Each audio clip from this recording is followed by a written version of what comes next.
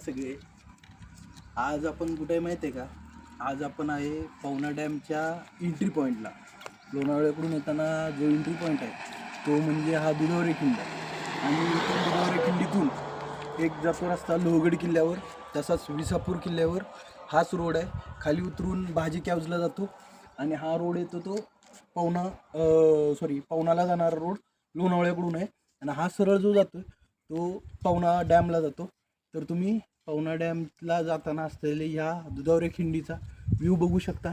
आणि जर कधी लोणावळ्यात आला आहे, पवना डॅमला नाही आला तरी पण ह्या दुधावरे खिंड पाहण्यासाठी नक्की या.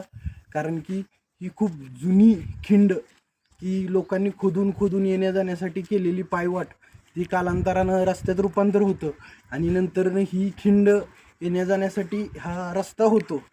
तर प्लीज तुम्ही या, बघा आणि एन्जॉय करा. थँक्यू. बघून घ्या.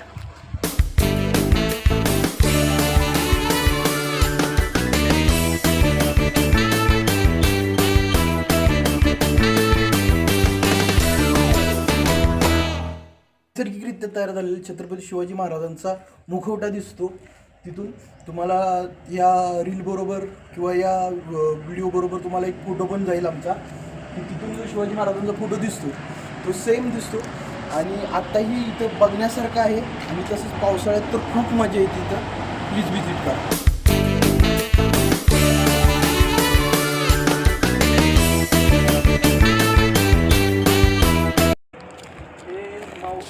Hotel Mauli and snack centre आहे. इथं भजी, कॉर्न भजी असतील, भुट्टा असेल, चहा असेल, मॅगी असेल, खूप चांगल्या पद्धतीने मिळतं.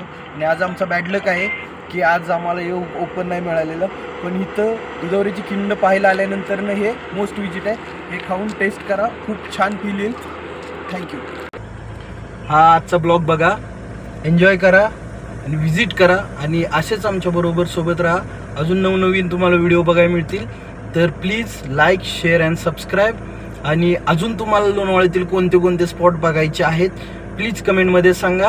थँक्यू.